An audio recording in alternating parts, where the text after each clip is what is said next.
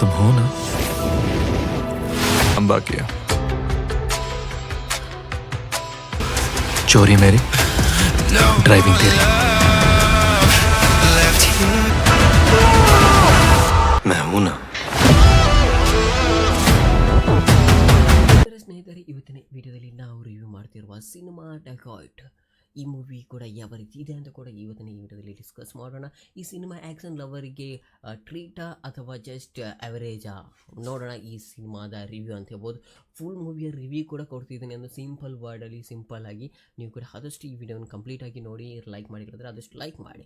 ಡೆಕಾಯ್ಟ್ cinema ಒಂದು ರಾ action drama ಅಂತ ಹೇಳ್ಬೋದು. ಸ್ಟೋರಿ ಒಂದು ಗ್ಯಾಂಗ್ ಕ್ರೈಮ್ ವರ್ಡ್ ಮತ್ತು ಸರ್ವೈವಲ್ ಸುತ್ತ ರಿವಲ್ ಆಗೋದು. ಒಂದು ಡೇಂಜರಸ್ ಪಾತ್ ಆಯ್ಕೆ ಕೂಡ ಮಾಡಿದ್ದಾರೆ ಅಂತ ಹೇಳ್ಬೋದು. ಅದರಿಂದ ಅವನ ಲೈಫ್ ಕಂಪ್ಲೀಟ್ಲಿ ಚೇಂಜ್ ಆಗುತ್ತೆ.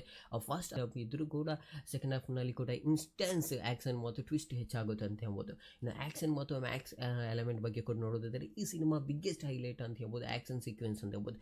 ಫೈಟ್ ಸೀನ್ ರಿಯಲಿಸ್ಟಿಕ್ ಆಗಿದ್ದು ರಾ ಫೀಲ್ ಕೊಡುತ್ತದೆ ಅಂತ ಹೇಳ್ಬೋದು. ಮಾಸ್ಟ್ ಮತ್ತು ಇವ್ಲೇಷನ್ ಸೀನ್ಸ್ ಥಿಯೇಟರ್ನಲ್ಲಿ ಕೂಡ ಕೂಸ್ ಬೂಮ್ ಕೊಡುತ್ತದೆ ಅಂತ ಹೇಳ್ಬೋದು. ಇನ್ನು ಪರ್ಫಾರ್ಮೆನ್ಸ್ ಬಗ್ಗೆ ಕೂಡ ನೋಡಿದ್ರೆ ಹೀರೋ ಪರ್ಫಾರ್ಮೆನ್ಸ್ ಒಂದು ಪವರ್ಫುಲ್ ಆಗಿದೆ ಅಂತ ಹೇಳ್ಬೋದು. ಅವನ ಸೀನ್ಸ್ ಪ್ರೆಸೆನ್ಸ್ ಸ್ಟ್ರಾಂಗ್ ಆಗಿದ್ದು ಮೋಸ್ಟ್ ಆಡಿಯನ್ಸ್ಗೆ ಕೂಡ ಕನೆಕ್ಟ್ ಆಗುತ್ತೆ. ಇನ್ನು ವೈಲೆನ್ಸ್ ಕ್ಯಾರೆಕ್ಟರ್ ಕೂಡ ಡೀಸೆಂಟ್ ಆಗಿ ಇಂಪ್ಯಾಕ್ಟ್ ಕೊಡುತ್ತೆ ಅಂತ ಹೇಳ್ಬೋದು. ಇನ್ನು ಡೈರೆಕ್ಷನ್ ಮತ್ತು ಟೆಕ್ನಿಕಲ್ ಟೀಮ್ ಬಗ್ಗೆ ಕೂಡ ನೋಡಿದ್ರೆ ಡೈರೆಕ್ಟರ್ ಮೂವಿಗೆ ಗ್ರಿಟಿ ಟೂನ್ ಕೊಟ್ಟಿದ್ದಾರೆ ಅಂತ ಹೇಳ್ಬೋದು. ಸಿನಿಮಾಗ್ರಫಿ ಡಾರ್ಕ್ ಆ್ಯಂಡ್ ಇನ್ಸ್ಟೆನ್ಸ್ ಆಗಿದೆ ಅಂತ ಹೇಳ್ಬೋದು. ಬ್ಯಾಕ್ಗ್ರೌಂಡ್ ಮ್ಯೂಸಿಕ್ ಆ್ಯಕ್ಷನ್ ಸೀನ್ಗೆ ಪರ್ಫೆಕ್ಟ್ ಬೂಸ್ಟ್ ಕೊಡುತ್ತದೆ ಅಂತ ಹೇಳ್ಬೋದು.